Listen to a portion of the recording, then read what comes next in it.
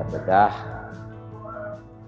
peraturannya, yaitu Peraturan Pemerintah tahun 2021 nomor 56. Untuk itu kami persilakan berikutnya Profesor Agus untuk menyampaikan.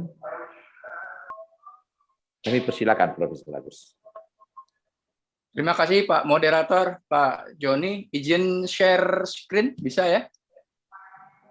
Ya, baik semuanya. Terima kasih saya sudah dilibatkan dalam diskusi ini.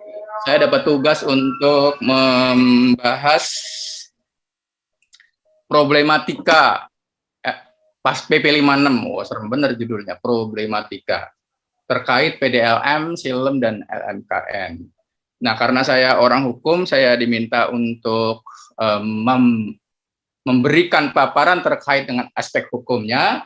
Maka mau tidak mau saya hanya akan berangkat dari sisi norma yang nanti kita bisa diskusikan bersama-sama. Jadi paparan saya ini sebenarnya lebih banyak pada pertanyaan-pertanyaan. Tapi sebelum itu saya ingin memberikan sedikit presentasi mengenai PDLM dan SILEM itu apa kira-kira. Nah, kalau saya lihat di sini di dalam PP, itu jelas bahwa pihak yang bertugas menyediakan PDLM itu adalah DJKI. Jadi ini sifatnya pemerintah. Dan itu cocok dengan apa yang ada di dalam Undang-Undang Hak Cipta, di mana DJKI adalah administrasi pemerintah yang menerima pencatatan hak cipta. Nah, istilahnya sekarang bukan pendaftaran, tetapi pencatatan. Karena memang secara hukum ada perbedaan konsep, tapi saya tidak akan menjelaskannya di sini. Nah, para pemilik hak, apakah itu pencipta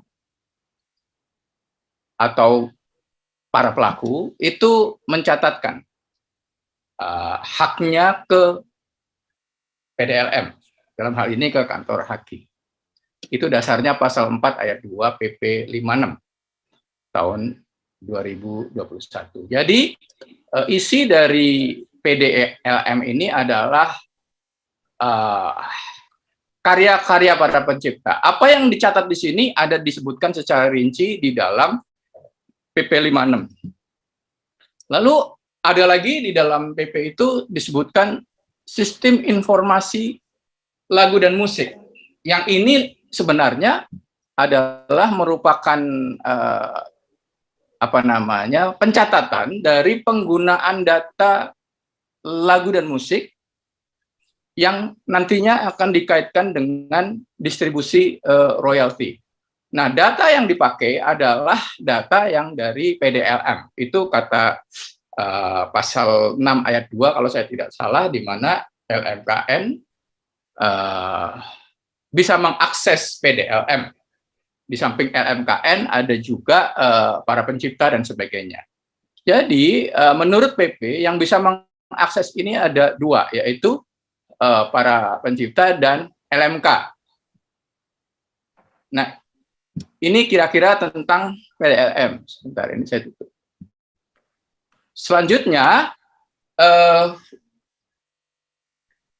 LMKN itu akan menggunakan SILEM ini sebagai basis data kalau nanti ada penggunaan karya cipta oleh para user. Nah, ini siapa saja para user ini? Banyak sekali. Tapi intinya user-user inilah yang kemudian nanti akan melaporkan penggunaan lagunya ke LMKN lewat yang namanya SILEM. Nah, tentu di sini ada mekanismenya nanti yang tentunya harus diatur dengan sebaik-baiknya. Nah, atas dasar penggunaan laporan atas dasar laporan pengguna lagu itu, LMKN memungut royalti. Selanjutnya, royalti yang dipungut oleh LMKN dari users ini didistribusikan ke LMK.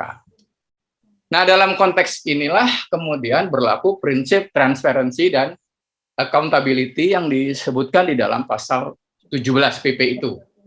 Nah, apa yang bisa dilihat atau yang harus dipertanggungjawabkan? Itu pertama adalah tentang laporan penggunaan lagu. Ini adalah sesuatu yang harus dapat dipertanggungjawabkan dan sifatnya transparan, ya, berdasarkan prinsip ini. Apalagi yaitu LMKN memungut royalti. Ini juga harus transparan dalam arti LMKN yang memungut ini nanti harus juga memberikan akses kepada LMK untuk bisa melihat bagaimana proses pemungutan royalti ini atas dasar penggunaan lagu yang dilaporkan oleh para user. Nah, mekanisme inilah yang diatur di dalam PP 56 itu. Nah, sayang sekali sesuatu yang indah ini ada masalah yang menurut saya sangat krusial, ya.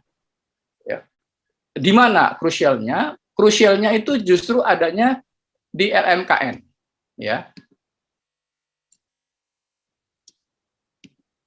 Nah, oleh sebab itu saya mengajukan beberapa pertanyaan yang ini bisa juga nanti kita diskusikan bersama-sama.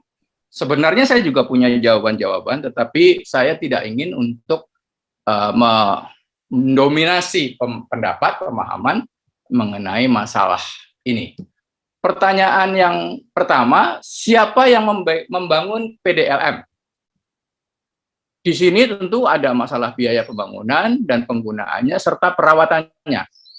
Kalau kita melihat undang-undang hak cipta, maka itu menjadi kewajiban dari Kemkumham atau negara lah. Nah, menurut PP 56 harusnya memang itu DJKI, ya, sebagai pihak yang harus melaksanakan undang-undang. Jadi biaya pembangunan PDLM sepenuhnya adalah ditanggung oleh negara. Lalu kemudian kedua, siapa yang membangun silem? Nah, di sini biaya pembangunan dan penggunaannya serta perawatannya itu menurut PP 56 harusnya LMKN. Kenapa? Karena LMKN inilah yang menciptakan dan membangun mekanisme akses. Ya, mereka yang akses dari PDLM kemudian untuk menjadi sistem informasi lagu dan musik, dan dengan demikian biaya yang digunakan untuk membangun silem ini menjadi beban dari LMKN. Begitu kira-kira.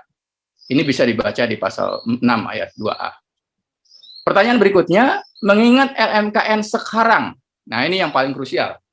Menurut PP 56 itu adalah lembaga bantu pemerintah atau state auxiliary organ, maka kita harus menafsirkan bahwa LMKN itu bukan lagi LMK menurut Undang-Undang Hak Cipta tahun 2014.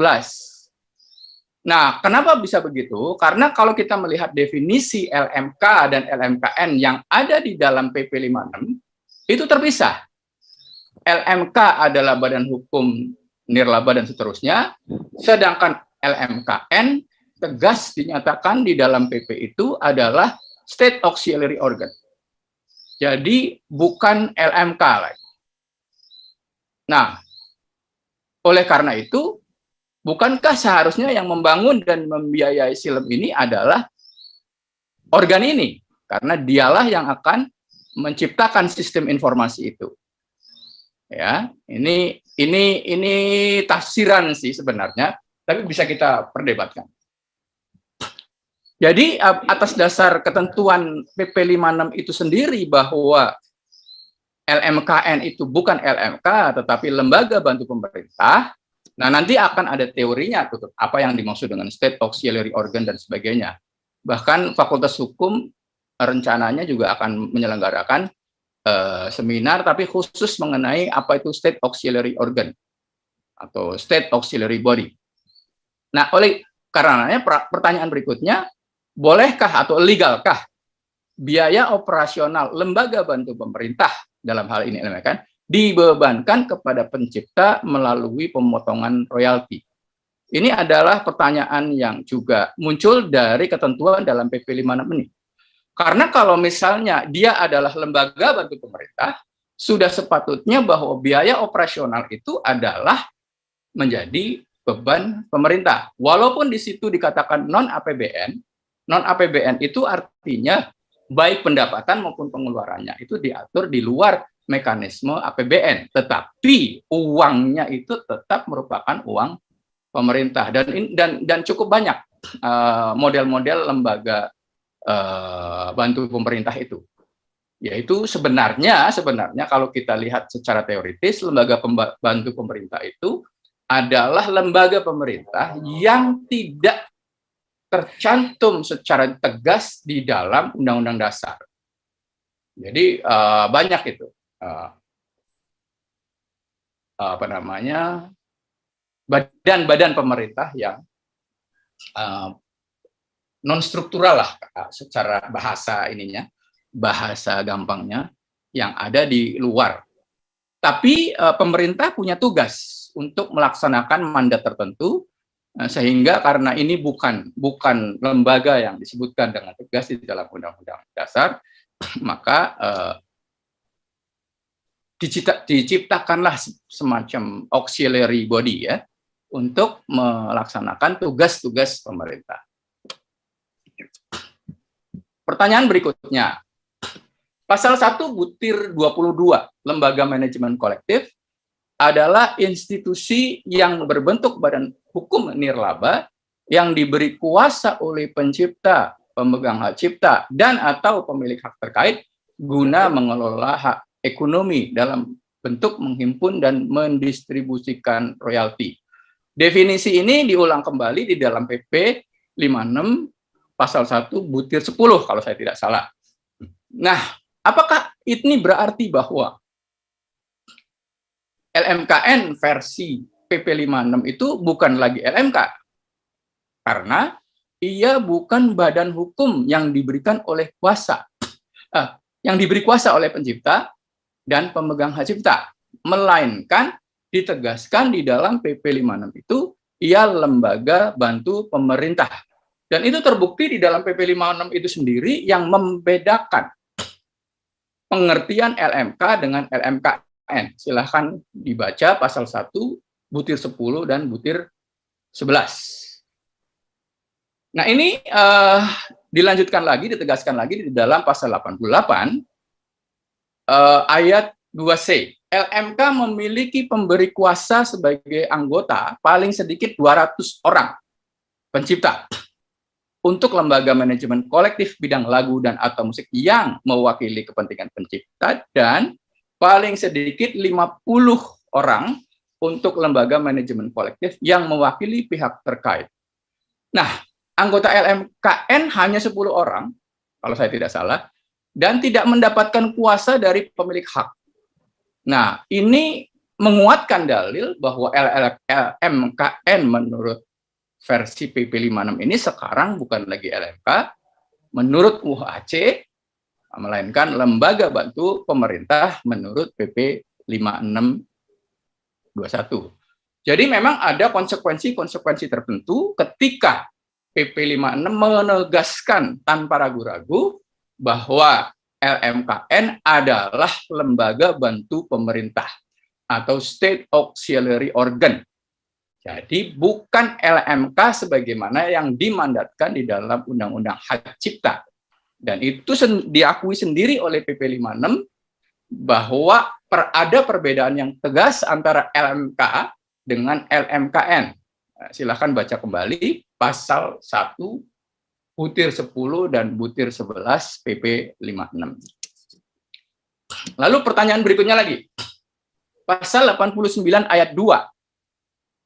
Kedua lembaga manajemen kolektif, sengaja saya bold karena memang begitu bunyinya, sebagaimana dimaksud pada ayat 1, memiliki kewenangan untuk menarik, menghimpun, dan mendistribusikan royalti dari pengguna yang bersifat komersial.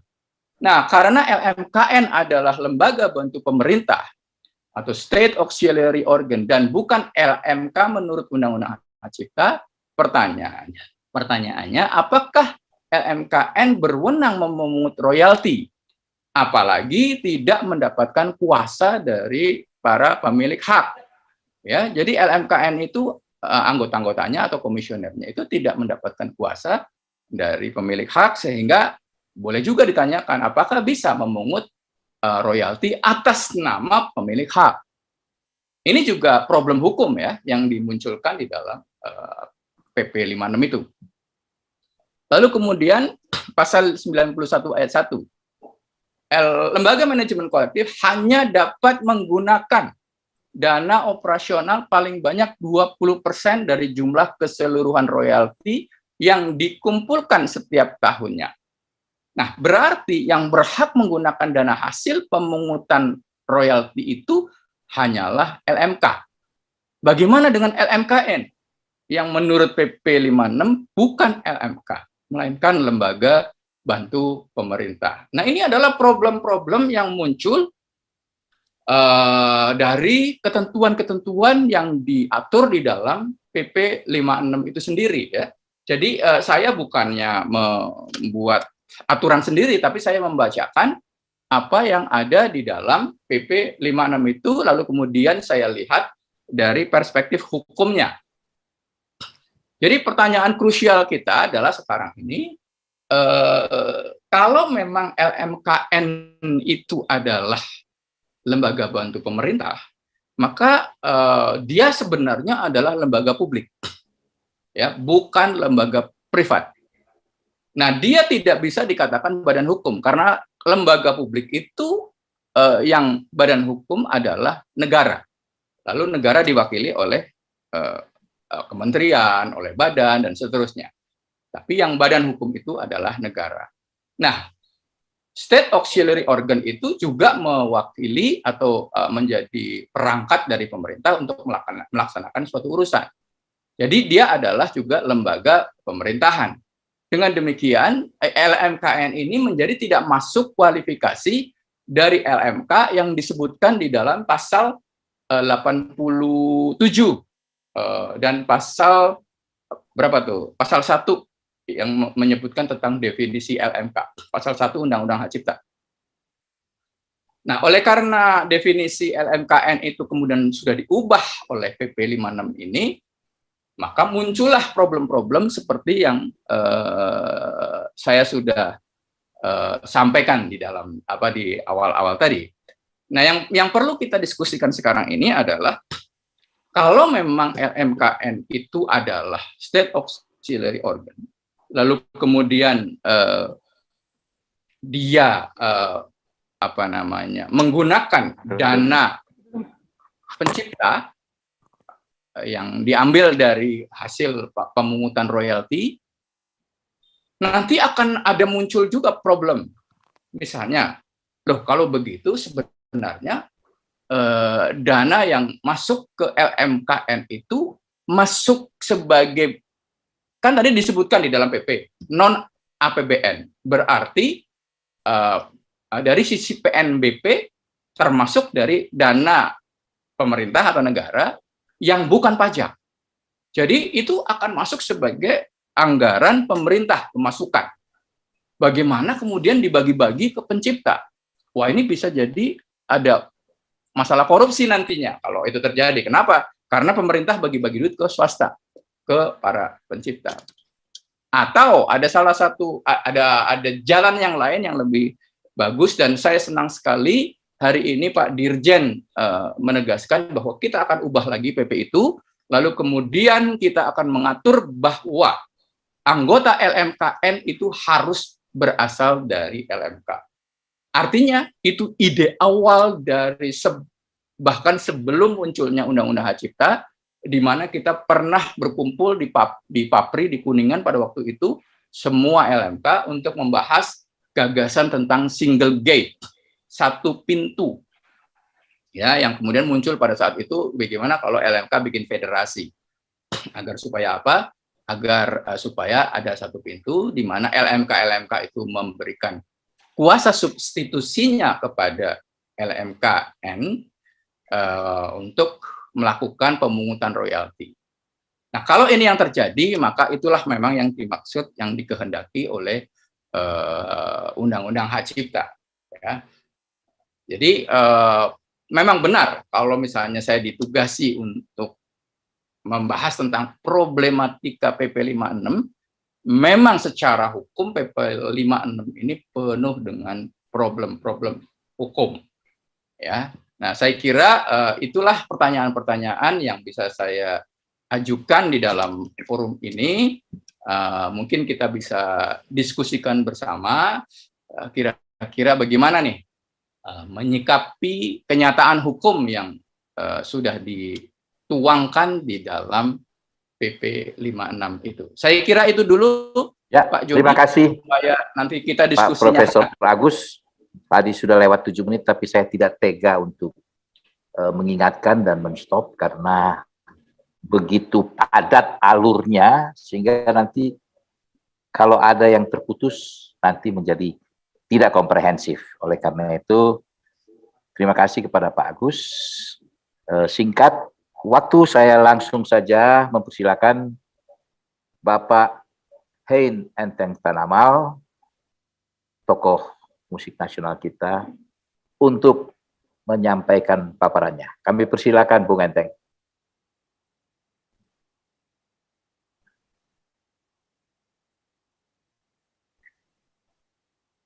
Bung Enteng? Ya, sudah dengar suara aku ya? Sudah dengar, Bung. Oh, dengar ya. Suara Nat King Cole, Nat King Cole punya suara itu. Oke. Selamat siang Pak Agus. Selamat siang, Pak Enteng. Ya. Apa kabar? Oh, baik, bagus. Wah, Pak Agus sudah jelaskan lebih jelas. Saya tinggal ingin perjelaskan dulu sebelumnya ini Pak Agus ya. Sebenarnya Undang-Undang Hak Cipta ini kan sudah dari tahun 82, Pak. Dan baru terjadi perubahan-perubahan 87, 97, 2002, dan baru 2014. Tapi intinya adalah Undang-Undang Hak Cipta adalah yang utama adalah pencipta sebagai pemilik hak cipta atas karya ciptanya itu.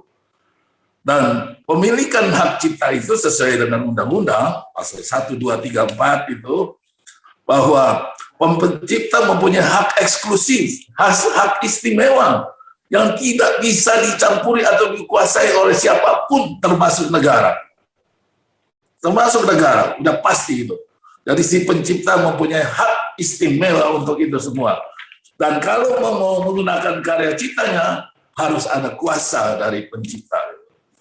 Nah, hak eksklusifnya itu ya hak moral dan hak ekonomi ya. Kita udah tahu hak moral. Nah, hak ekonomi ini memang ada beberapa ya. Memang diambil dari pengalaman-pengalaman. Yang terjadi pertama itu memang hak mechanical, udah sebelum hak performing ini. Udah terjadi lebih dulu itu ya. Dan hak menggandakan, terutama menggandakan karya ciptanya itu, mechanical-nya itu. Dan hak mengumumkan ini memang pada saat di Indonesia ini sedang booming-boomingnya mechanical, ya, maksudnya penjualan dan penggandaan ini masih orang tidak memperhatikan hak mengumumkan ini. Performing ini tidak ada satupun orang yang memperhatikan ini.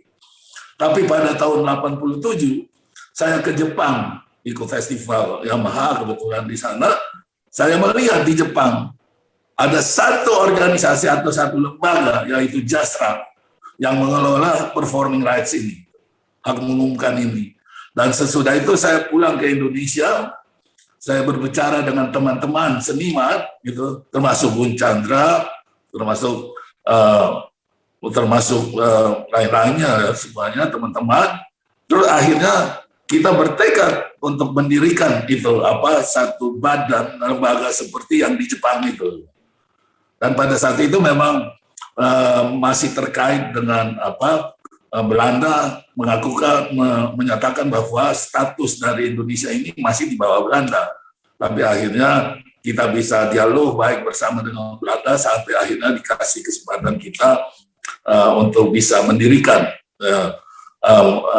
performing rights ini di Indonesia gitu. Yang pertama pada tahun 1990 saya bersama teman-teman dan simpatisan itu ada semua, kita ada sekitar 12 orang, dan Papri pada saat itu kebetulan saya ketua umumnya, kita mendirikan itu performing rights tahun 90 dan berjalannya bagus. Pertama kali juga Bung Chandra sebagai GM dari KCI, dan dia bernama KCI ya, berjalan dengan baik semuanya tahun 90.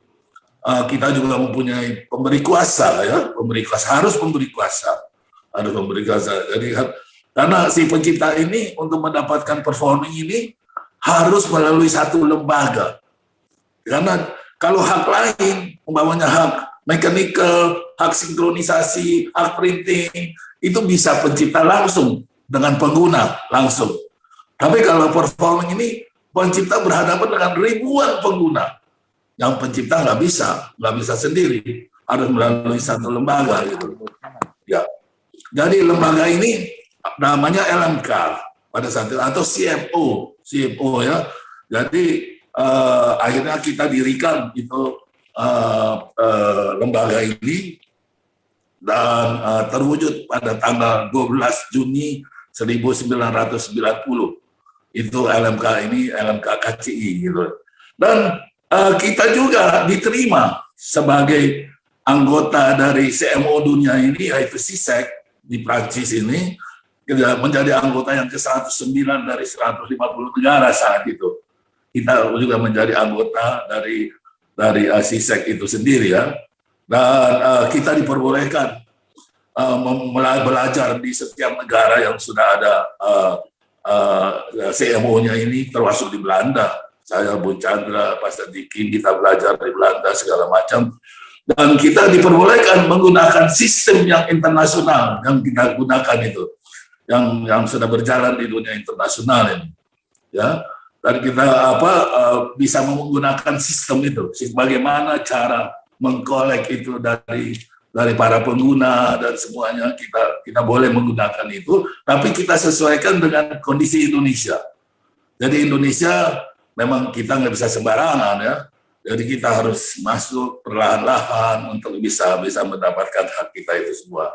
Ini berjalan baik sehingga selama itu tahun 90 sampai belum keluarnya Undang-Undang Hak Cipta yang baru itu, yaitu tahun 2014, selama 24 tahun, 24 tahun KCI sudah berjalan dengan baik, dan KCI sudah mempunyai pemberi kuasa sekitar 3.000 pencipta lagu.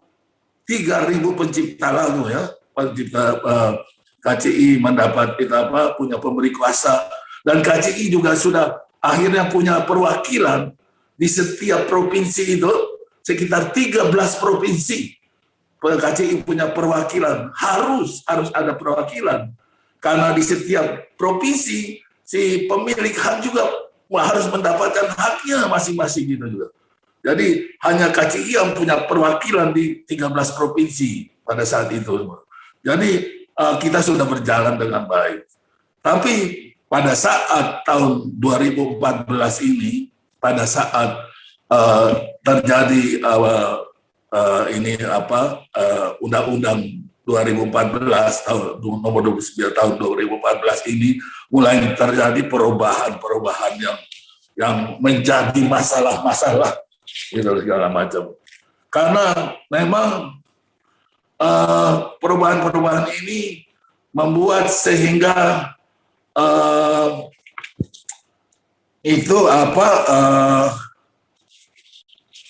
sehingga membuat bahwa